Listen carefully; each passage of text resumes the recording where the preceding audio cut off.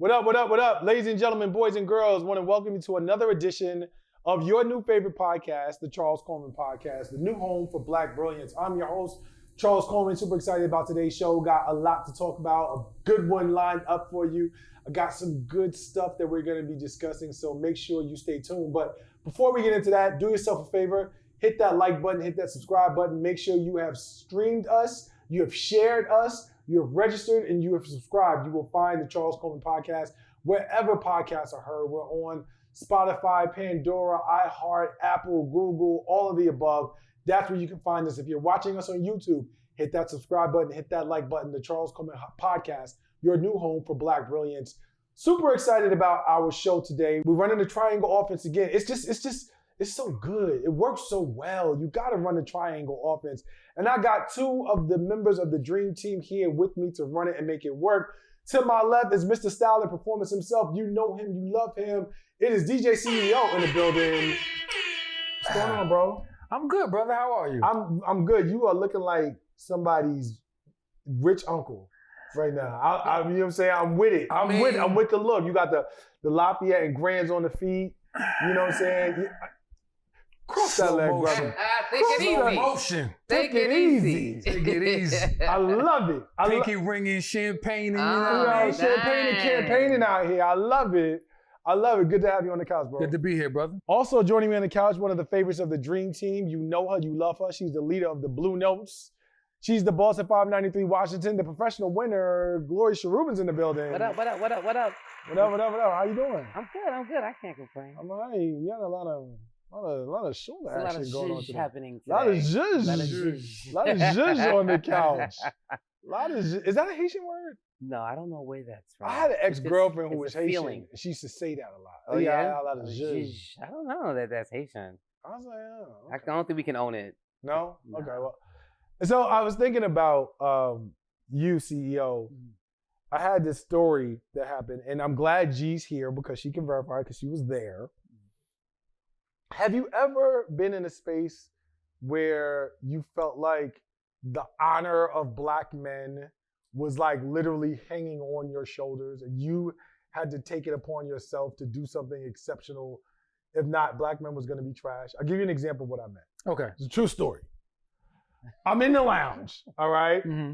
It's like 5 women that are there that come. First of all, people think that I, you know what I'm saying, added G to the dream team and asked G to be a part of the dream team because she's like smart and gives great insights. No, I added her because do you know how much work this woman owes me from being in her lounge and her pimping me out to her pictures? Like, Charles, introduce yourself. Hey. G owes me so much work. I was like, you know what? I'm gonna put your ass to work. You gonna get on this couch. We're gonna talk some. No, so anyway. Reciprocation. Right. So I'm in the lounge and it's five Black women who are there celebrating something, likely a birthday, and they're getting drinks. One of them is with a dude, and he's off to the side with the chick he's with, right? So it's me, G, and we just playing, and I think Kurt was there. Kurt was there as well. We just playing phase 10, which I hate, because G always finds a way to cheat. G always finds a way to cheat. And it's getting toward the end of the night, and G comes over, she gets up, she comes over, and she's like, she says something to the effect about like, yo, I can't believe this dude is just cheap. So she was talking to the dude, and she was like, oh, so he was about to leave. So she was closing his tab out, and the dude was like, yeah, I'm paying for me. Right, he was like, I'm paying for me. And she was like, wait, you and your date? Like, not even a whole group, like you and your date. He was like, nah. Yep, that was it. My man was like, no, just me. It's like, just me. So at this point, he probably figured out he wasn't getting no buns that night. That's what happened. But proceed. That's even worse, though. You look I'm not justifying it. I'm just explaining. So I felt like at that point, I was like, these chicks came out. Right. Celebrate. And this dude is a cheapskate. Like, I felt like I had to uphold the honor of Black men in that moment. I was like, all right, G, just put it on my tab. And G was like, everything? I looked over and I was like, well, just the drinks. Put just the drinks, because they were smoking cigars and doing some extra. But I just felt like what? Have you ever had something like that? Okay, it's funny you put it into that context, because that's not what I was thinking. Okay.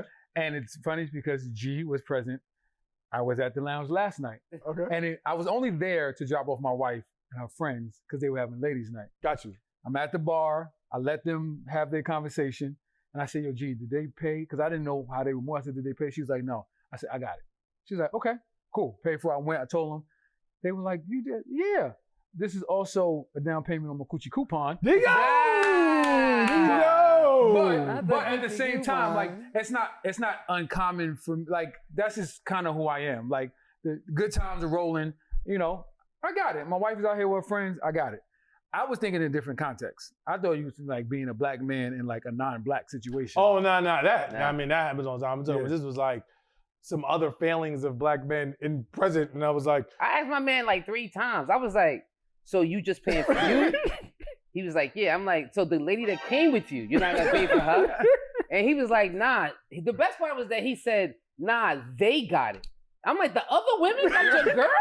Like, this is insane. Like, I don't even understand what's happening. You know what I'm saying? And then my man hit me with the Amex heavy silverweight 3-pound card. I was like, that's my dad's car. Her tab is like $40, bro. Like, really? I was just like, all right. Push it to the limit.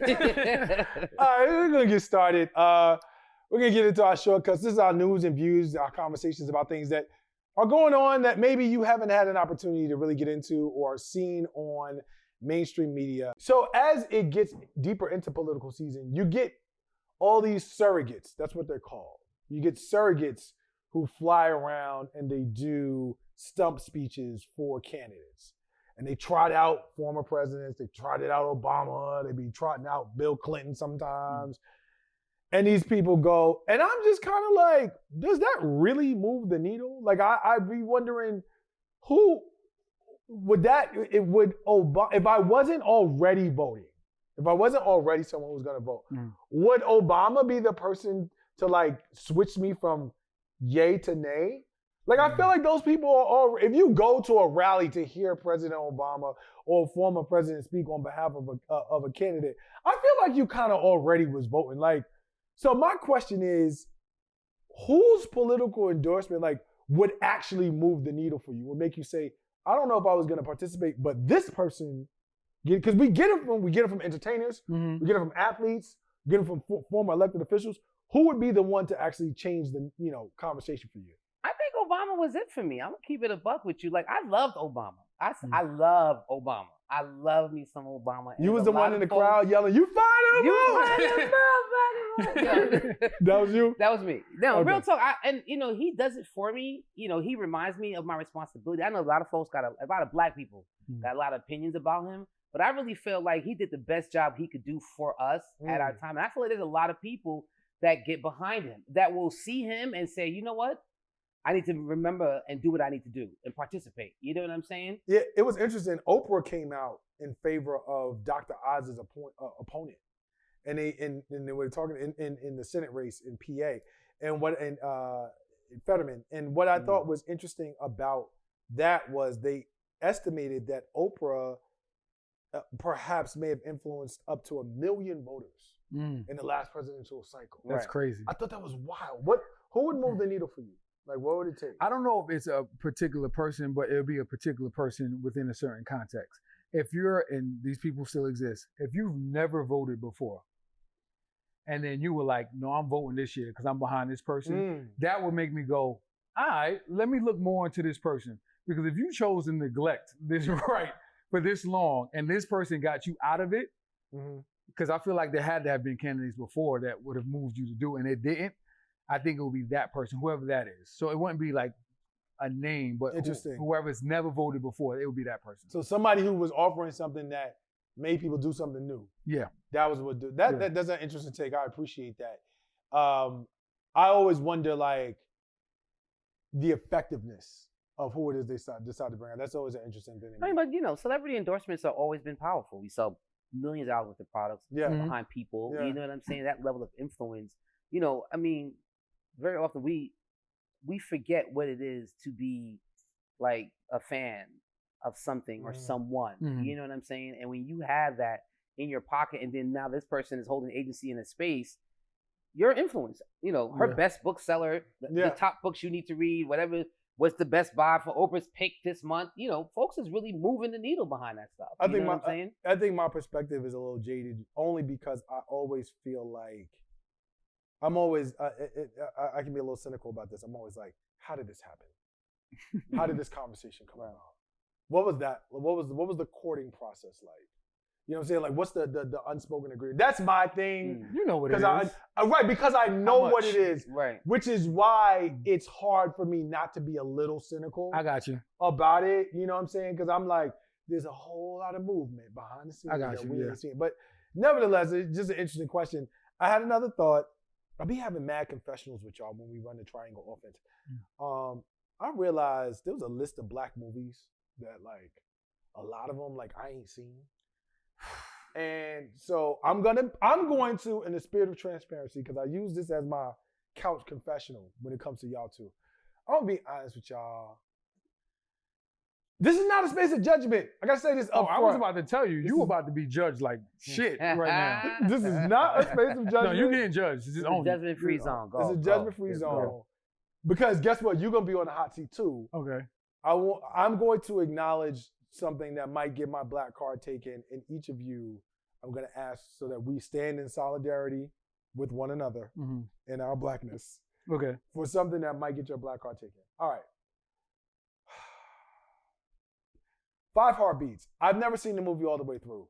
I've seen different parts of it. I know the premise. I know the lines.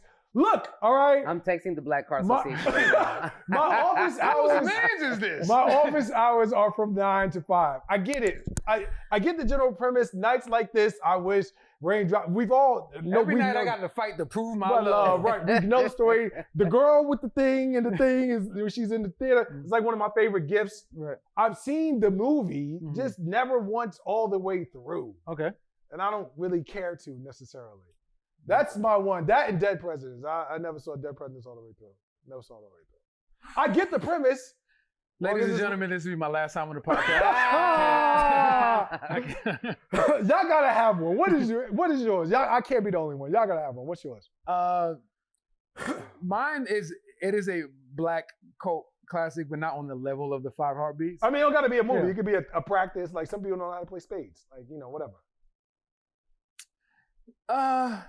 No, for me, I'm gonna stick with movies. Okay. I've never seen Jason's Lyric in its entirety. Motherfuckers is gasping in the audience, and we ain't even got an audience. That's terrible. I've never seen this in entirety. I've seen bits and pieces. I've never seen this in entirety. Bokeem Woodbine looks upon you with shame. That is terrible. G, what's your go? I can't fry chicken. Really? I can't. Black woman can't fry chicken? Woman can't fry chicken. Wait till I tell Kurt about this. I cook, for real. I cook, and I feed a lot of black men. But I'm Haitian, though. But you know what? The one disclaimer I was about to say, is I really personally don't think any Haitian can fry chicken, except for Rachel, wherever you at. I know you be cooking.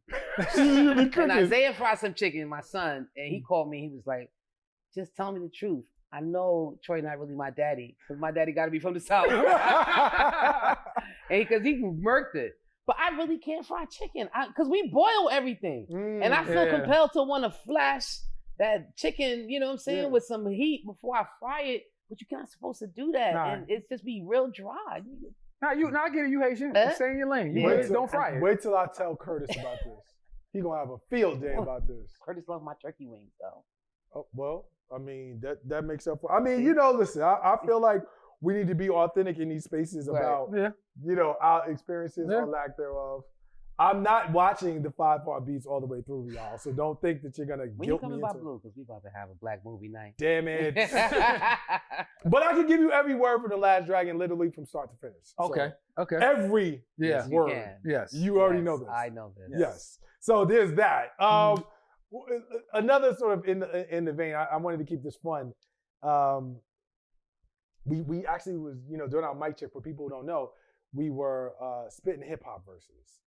And, you know, people like, normally people are like, microphone check, hello, 1 2 1 2. We actually at the Charles Coleman podcast, we be spitting verses. Life or death karaoke. Meaning, like, I'm not even gonna do it to you. Your firstborn's life is dependent on it.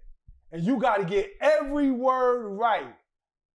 What's your go-to? Life or death karaoke? That's easy. My life or death karaoke is gonna be Music Soul Child. I knew it was gonna be Music Soul Child. I knew it was gonna be. I'm gonna rock that. I knew all it was the gonna way be Music through. Soul Child. Yeah. Beginning to riffs, everything. I might not sound like him, but I got it. I actually knew that one. I knew that one with G. Life and death karaoke. Like it's Miss DJ CEO. Her life is on the line. You got to get this right. Miss DJ CEO has been taken by some Christmas terrorists, and they're going to do bad things to her if you don't get the life and death karaoke right. What's your one song that you're doing? Probably Juicy. Okay, I mean Brooklyn boy. Yeah, probably Juicy. One block away. Yeah. So you got to get that right. Yeah. And that's pretty safe. Wasn't it embarrassing when, remember the Making the Band when they didn't know it, when they didn't know the show? Was it Making the Band? It was Making the Band. They had to recite Juicy and they didn't know it. Okay, yeah, that was pretty embarrassing. Wasn't that embarrassing? It's one of like, as far as for somebody who is a lyricist of the level that Biggie was, it's one of the like least like complicated rhymes he's ever done. Yeah. It's not as complicated. It's a lot of good wordplay. Yeah. You know, birthdays was the worst day, you know, but in terms of like some of the other stuff he's done. Yeah, right. Yeah. You know what I'm saying? His melody, his bounce was super simple. It was very easy. A nice introduction. So it's like, how you get that wrong? Yeah. All right, that's fair. That's fair. Well, that's gonna do it for Shortcuts, and we're gonna move on to a contributor segment. We got my man CEO in the building, and so today we've got style and performance in giving Mr. DJ CEO an opportunity to wax poetic. So what are we talking about today? We're talking about club and lounge etiquette as a consumer. You show up to this space. There's etiquette that you need to be aware of, that you need to practice. Yo, can you play that new Jack Harlow? Kick rocks, my nigga. So I mean, that is that first class joint. I love it. Okay, so I know like as a DJ, I might assume that I'm going straight to requests. And those who know me know I do not fucking do requests. Don't ask me for shit. When you came in, they didn't give you like a request ticket. Nobody asked you for your suggestions, all right? So fuck off. That's it. But I'm just saying more Get off your chest. But I'm saying more so like in how we interact. I think social media has played a part in degrading how humans interact, right? So it's like people now, and because I'm in the DJ booth, I have a bird's eye view of all of this. Excuse me. People go out into social communal areas but want to be by themselves. Yeah. That's some weirdo shit. Like, you go out and it's like, don't talk to me. I'm over here with my friends. It's like you came here. Like if you just wanted to hang out with your friends, you could have just stayed home. Y'all could have bought a bottle from the liquor store, put on a mix and had a good time. So the etiquette to me is that if you show up in a communal place, be ready to socialize, right? I'm not saying you got to exchange numbers. I ain't saying you got to take anybody home, but interact. So people are showing up to venues and wanting to stay to themselves. And I think that's just super weird. Like, why would you show up to a social gathering and then want to be by yourself? I mean, a lot of it stems from the introduction of table services. I think bottle service kind of helped kill that. But I think also social media killed that too, because now people are only comfortable with engaging virtually, right? And, you know, I'm very much focused on doing my part as a DJ and even a curator of experiences, is that when you show up, like you need to be open to engaging with everyone that's around you. So let me ask you this, because you know when you're in a party and you're DJing a set and someone is filming you, and they're filming you because you're killing your set, are you honestly going to say that you would rather them just be in the moment and dance with each other? Yes, I think that's weird too. I think in EDM spaces, that's very common. Like they don't dance; they watch this person. It's a performance, but you're performing too, though. Well, first of all, I'm gonna say it because I don't care. EDM DJs don't DJ. They show up with pre-made mixes. First off, so that's a whole different thing, which makes it even weirder. What makes it even weirder that they would show up to watch this person pantomime DJ. Super weird. But in general, yes, no, I don't want people watching me. Like I want to be a part of your experience, but I don't want to be the focus of your experience. I want how I play this music, the music that I play, to move you, to invigorate you, to dance and get lost in the music. I see it all the time. People like just watching or have pictures. I've had people come and like stand by the DJ booth and just watch. I'm like, this is weird. Like, You're not asking questions. You don't want to, like you just standing. Like, please go and enjoy yourself. Get lost in the music. Dance with somebody that you came with or somebody that you never met. Get lost, because what happens is, as a DJ, I understand, like, people are coming in. Like I said, beat it. Yeah, well, I'm just saying, but people are coming in with all sorts of different energies. I always say this: somebody came in, they got a job promotion, and they want to celebrate. Somebody came in and lost their job, and they just trying to like forget. Somebody got engaged, somebody got a divorce, somebody lost a love. Like all these different energies. Like you should be able to come and get lost in the music. Like watching me, it's not, unless you're an aspiring DJ, like why are you watching me? Like my skill set is in how the music I play and the way I play it affects your mood. You're never going to understand what I'm doing here because you're not having a conversation with me. Gotcha. So don't watch me. And don't watch me watch TV. Right. So all of this is part of the etiquette to me. I want people to get back to getting lost in the music and communicating with the people around here. That's it. I mean, I think that we have to kind of like re-engage what are social norms now altogether. Because, that is commonplace. I see it all at the lounge. If folks come in, they're on their phone and they're immersed and they're in a room full of people and they're just like not engaged. And it's normal now. The world isn't looking at them as weirdos. You know what I'm saying? Right. If anything, or it gets even better where it's a group of people and the entire time they're sharing videos with each other. Like, yo, look at this. Yo, look at this. You know what I'm saying? It's just, I don't know. It's a way. I think that we do still need to like remind ourselves to communicate and talk to people, touch people. Like I had a thing, where, especially during the pandemic, where I would just touch a shoulder, just make some kind of physical contact with folks, because a lot of times you don't know when the last time a person been touched. You know what I'm saying? I mean, I don't want to be known as a toucher. G's theme around, remember we had the conversation about the touching. Just take it easy. But I'm just saying, but the reality is that don't get fucked. We get don't I'm just saying, I'm just saying, at the end of the day, you can't have it both ways. You can't not want them to be not in their phone and not want to touch them. You gotta touch them. I Even feel if you. you're touching them through the music. I agree with you. Right now, I'm streaming this conversation in my head, and I cannot stop laughing because G is being known as the toucher. But no, I want to, to sum this up though. I actually do agree. The reset needs to occur on how it is that we actually interact with each other socially in social spaces. It's a big deal, and I think the way that it messes with environments that are literally supposed to be social is probably the strongest evidence that it needs to happen. Like for the life of me, I can't understand why you would go somewhere that's a social environment with your people and then only socialize with your people or barely socialize with them. Right. And then when somebody tries to engage you, you're like, oh, nah, I'm here dancing with my girls. And then you get mad at the end of the night when you ain't meet nobody. What are you talking about? It doesn't make sense. It doesn't work that way. The math does not math. And so you're going to be our resident expert in telling us what to do and not to do in these environments. I got a lot more. I just wanted to focus on that. I got a lot more. Oh, and we will get to a lot more. That's going to do it today for Style and Performance with DJ CEO, our contributor segment. Here before this camera and before these microphones are 3 different entrepreneurs. And so today's conversation is, I'm not a businessman, I'm a businessman. Each of us has come to the space of being our own boss through a very different context and a very different lens. And so I wanted to really just open up the floor and have a conversation about like, what was your journey to entrepreneurship? Like, when did you know I had to move from it being a side hustle to the main hustle? Like, it just got to that point. I'm in my passion. I'm doing what I got to do.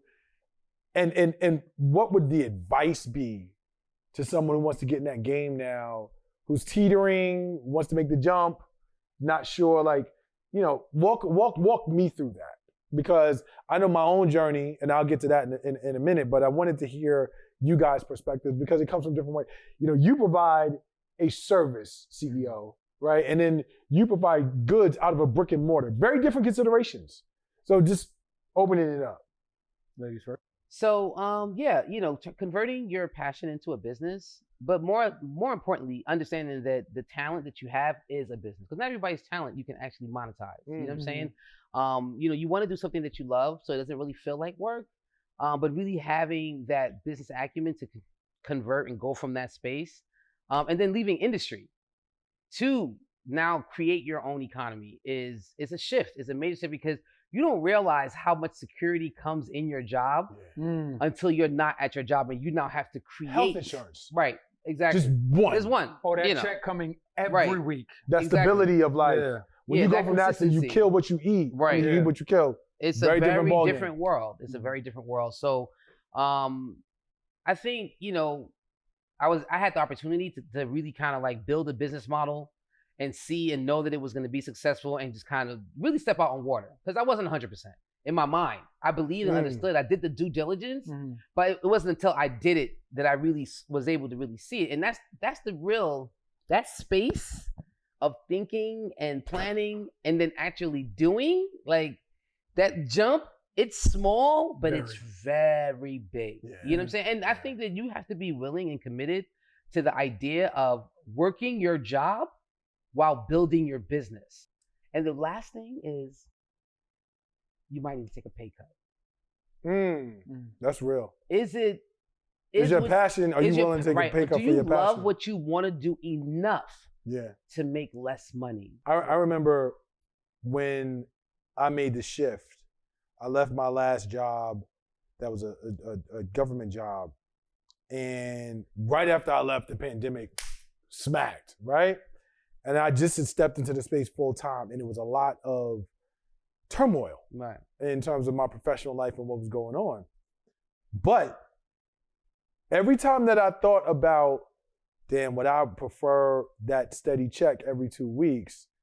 And I thought about the level of independence and freedom that I had, and the fact that I was still building something in my passion, I was like, nah, brethren, I'm good where I'm at. And that was enough motivation for me. What about you, CEO?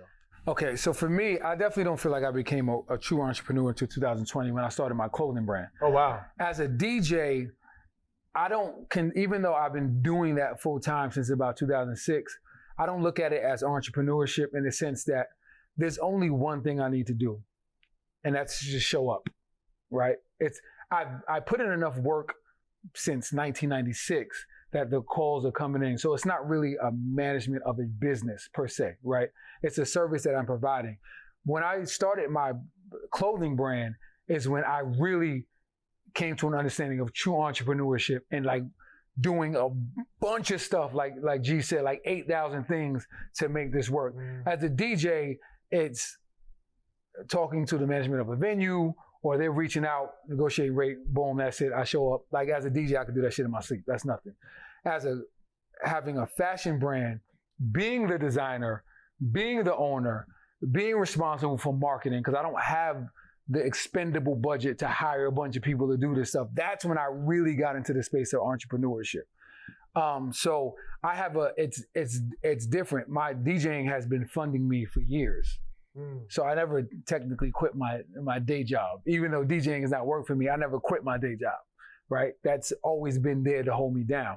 Now this space as a fashion designer and having a fashion brand, that's my intro into it. So, but also to your point, and I can kind of take this back to DJing, I think it's a good idea, and what G said is like, keep your day job while working on your business.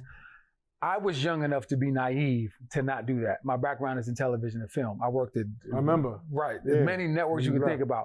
At the time, I was at BET, and TV was kind of taking a shift into a place I really didn't like. I had my own production company at the time. Round 7. Round 7, yes, sir. And then, I've been there, brother. I know. And then I got an opportunity to be a featured DJ on Rap City. I remember that. And I was young enough to Hold on, let me tell you how far we go back. This man got an opportunity to do the DJ on Rap City. This man, I'm going to find the clip for the video. Watch and see for the video when this streams. I'm going to find the clip. It was Joel Santana, was it not? Yes, it was. It was Joel Santana on Rap City. My man, Well, was outside. Money had on a vest, no jacket, a tie and a shirt with cufflinks and was just there doing his thing. I was so proud of him that day. I was like, my nigga, a real DJ. My nigga is a real DJ. I remember that. I've been outside with you for a very long time. Very long time. And you put a lot of money in my pocket, so I appreciate you for that. Shout to the brothers in Vegas South Five. They pay well. Yes. But I was foolish enough to think that appearance meant I was on. And I shit you not, I did. You ain't watch Rap City, baby? I did Rap City. I was like, yo, I'm out of here, yo. I'm not doing this TV shit no more. Y'all can keep this job. I was young and dumb, and I did that shit, and I found out the hard way. Nah, that's not how that shit works. And so, I do stand, even though it allowed me to learn a lot about my business, and I had to learn fast, but I don't suggest anybody do that. What you said, G, is right. Keep your day job and figure out a way to manage building your business until it's sufficient enough for you to leave. Biggest lesson, one sentence, biggest lesson that being an entrepreneur has taught you about yourself. Your first business failing doesn't mean you can't be an entrepreneur. That's a very important one for people to know. Because you could lose and start over. But you got to know to take the lessons from the loss to build on the next. Like a lot of people take L's. A lot of entrepreneurs have failed. You know what I'm saying? Like for me, Blue Smoke is really honestly my fourth business. I had a lot of other ones sink that didn't work, you know what I'm saying, in various industries, but not quitting and still believing in myself and just kind of like finding that right fit, taking all those lessons from the failures and adding it to where I'm at now. And it's, 10 years and counting. Biggest lesson entrepreneurship has taught you? That if you do not love what you do and are not willing to do any and everything possible to succeed, then entrepreneurship is not for you. It's important. I think for me, being probably the newest entrepreneur of the three of us, I have just really understood the importance of delving into your passion and being like attuned to your purpose as well, right? Like, so if you can align your work with your passion and your purpose, yes, everything else falls into place and it feels a lot easier. Right. Agreed. It just it's not to say that there's not challenges. It's not to say that they're not, but you just look at it very, very differently. And so I think for anybody who's thinking about entrepreneurship, I wouldn't necessarily suggest you think about it in terms of money. I think you would start thinking about it in terms of purpose and in terms of passion. Because if you can align those two things with your work and figure out how to make those things synergize with one another, the money will come. And if it doesn't, you will still feel fulfilled. Right. Yep. And that's the biggest thing that people got to remember. Yep. That's going to do it for our main conversation for today on the Charles Coleman podcast, but it does not do it for the episode. We have coming up Rules of Engagement, everybody's favorite segment on love, sex, and relationships. It's a good one. We got the Dream Team. Stick around. But before you do, make sure you are liking, subscribing, sharing, and streaming the Charles Coleman podcast, your new home for Black brilliance, wherever podcasts are heard. Make sure if you're watching on YouTube that you've liked, you've registered, you subscribed, and you're sharing it with your peoples. This is your new favorite podcast. Come get with us. We outside. We in hyperspace. This is what it is. This is Rules of Engagement, our conversation about love, sex, and relationships. Before we get started, make sure you hit that like button, hit that share button, hit that subscribe button at the bottom of the screen if you're watching us on YouTube. If you're watching us or listening to us anywhere you are streaming podcasts, whether that's iTunes, whether that's Google Music, whether that's Apple, Spotify, Pandora, all of the above, we're all everywhere like air. So make sure you are downloading and sharing it, because we're everywhere your podcasts are heard. Gonna welcome back to my Dream Team contributors. I've got Cashmere Kurt in the building with me. How you doing, brother? I'm well, and yourself, sir? I'm well, man. Is your beveraging? It's beveraging. All right. And of course, the professional winner. Yes. Gloria and DJ CEO. How you doing? Wonderful. I'm wonderful. How you nice. feeling? I'm good, man. I'm feeling like, for those of you who are streaming and not watching, you can't see, you are doing yourself a disservice. Like seriously, if you miss the visuals on Rules of Engagement, you are doing yourself a disservice, because when you talk about like good looking Black black people in. It is Black it's a people whole in. thing. Like the fashions be fashioning on rules of engagement to a whole nother level. And I'm feeling like luxury today. Yeah, you looking like Feeling luxury. like I luxury. see you. As you should, black man. You know what I'm saying, King? Know your worth, champ. Know your worth. So that leads us right into today's conversation. I want to talk about shopping at your price level. Shopping at your price level. Because a lot of people get offended when someone says in the abstract, you know what, they might be out of your league or they might be a little bit out of your price level. Right. But the truth is when you are dating with intention or you like really like dating with intention, you should understand that like some stuff not in the budget. Like I'm looking at you right now. I'm not even gonna front. That's a budget. There's a budget. So you're telling the truth. Have You your understand coins that. together. Have your coins together. And I don't necessarily think that it's about coins. It can be. It might be. But what I'm saying is different people at different levels, different price tags, they require different things. Like if your budget, if you got a Civic or a Camry budget, I'm not even shitting on nobody. Like real talk. Like if that's your budget, don't go out and try to get that S550 because you're only gonna hurt yourself. Right. You might be able to get in it for like, you know how people with bad credit, for example, like they go to the lot, you know what I'm saying? They go to the lot and We approve everybody. right, anybody could drive. And then you get that first note and it's $1,200 a month. And you're A like, week. a week. Kurt, when you know, saying, what advice do you give or how do you sort of navigate the conversation of like shopping at your price range? From advice or my personal? Both. From an advice thing, I would tell you don't play yourself, stay in your lane. You know, I don't want to know your money situation, right? That's your private to you. But you do know your fiscal fortitude and where it's lacking thereof, right? So don't blame yourself.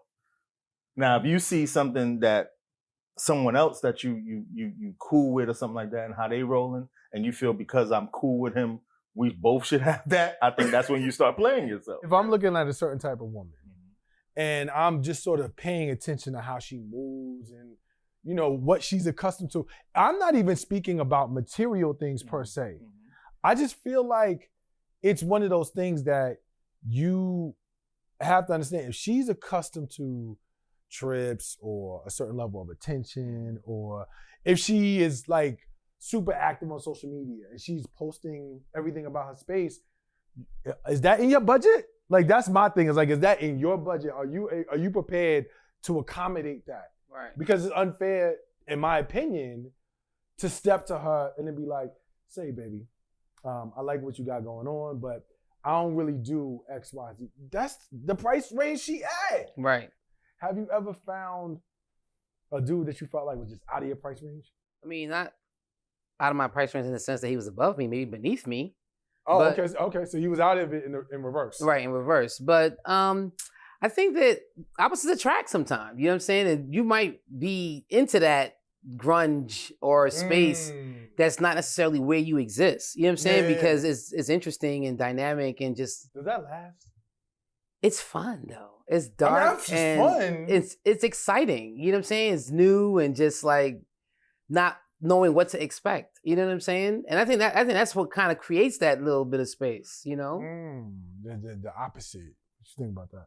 I don't know. I think for men it's a little more risky than it is for women In what way? in taking the chance of dating something that's not on your level, right? So the pressures of being a man, period, is a lot different from the pressures of being a lady, right? Well, yeah, that goes both ways. But like, how does that translate here? In the respect of dating outside of, Yeah, it's a dating outside your lane. again, you dating, if you downgrading, it's just that. You know, the experiences, everything is just going to be on a lower tier. It's not going to be entertaining after a while. So how do you, for you, right? What are the factors you look at in trying to assess whether a potential partner is in your price range? I try to go above my price range, so that way, you know, you shoot for the moon. If you miss, you land amongst the stars. Kind of mindset. You know, So you just go high. yeah, that's it. Aim high. Nia Long, what up? Not near long. She's hurt right now. Oh, yo, discount prices. Yo, Yo, You got pain counseling. suck.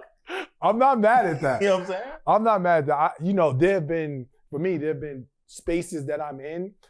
Sometimes and you can appreciate this, G, because you've been in the industry, right? When you're in industry spaces, I think the one thing that I have to cop to is I make assumptions. Mhm. I make a lot of assumptions. I'm Right. not gonna lie about that.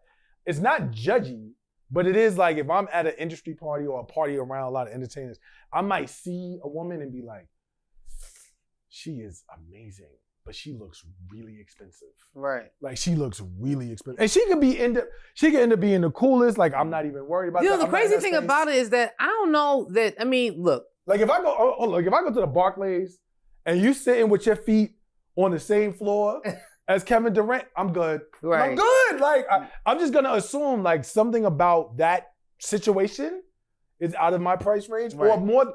Maybe I got it, but I ain't willing to pay it in terms of what it takes to. I'm not buying that Benz if I can't maintain That's it. what I'm saying. But then what you're trying to do is discredit the whole fronting.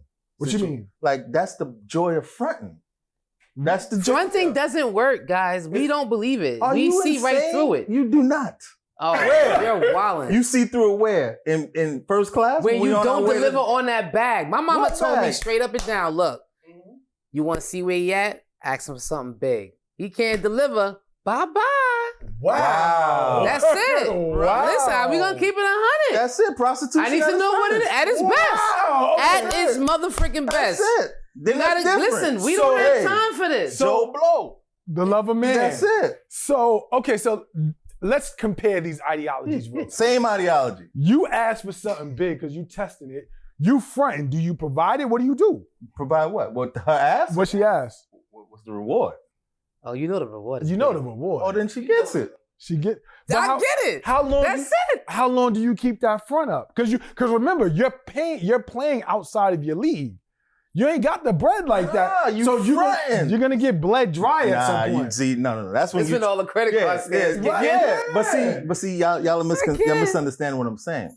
If you're fronting is a lifestyle. Fronting is a thing. You gotta commit. Yeah, fronting is a thing. So even when you hit your proverbial wall, you got to front on that too.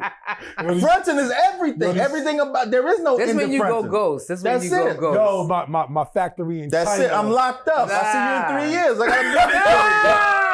got a Not You gonna hold me prison. down, ma? 36 months, I'll be home. We back to Dubai when I pop back up. It's light. I'm done. Really? We fronting. Never. That's now you can't come to the crib. I'm getting renovations. My mom is home this week. We fronting. Wow. the end. So you think you can see through it? The lies don't stop, You think brother. you can see through You it? gotta see through You it. After a while, cannot. Stop it doesn't matter. Look, at the end of the while, it shows a void. If you see through it, you a dude. That's it. Women don't see Have through you nothing. ever got somebody with it? What, fronting? Yeah. I try not to front. Have you ever seen somebody get? What's the worst you've seen somebody get got with it? A whole lifestyle is crushed. I've seen a whole lifestyle get crushed. Thinking the think car, on the crib. cars is gone, 6 months behind on both Range Rovers. The crib that you thought he bought in Atlanta was rented, and he wasn't paying no rent because down there. That's some real Atlanta shit. You know what I'm saying? Like I've seen some real horrible stories, man. Just to get outside your price. Just to range. scoop that joint at the end of the day. That's ugly. But you think you can spot it? You definitely spotting that. You got this. It's just this. There's always remnants just left. That's just like They're not adding up. they not adding What's up. the big ass? Let me get that. What's the big ass? It depends. It depends. You know what I'm saying? It could be something, a bag. Like I know. And you ain't got Canal Street me, nigga. I need authentic receipts. Nah, I got the plug overseas. I got the overseas plug. Word. Well, you got the plug on the Charles Coleman podcast. Let us know what you think. Leave a comment in the comments. Let us know you agree, you disagree. What do you think? Make sure you like and share. That's going to bring us to the end of another episode. This has been Rules of Engagement on your new favorite podcast, the Charles Coleman podcast. This is the new home of Black Brilliance, where Black Brilliance lives. Peace.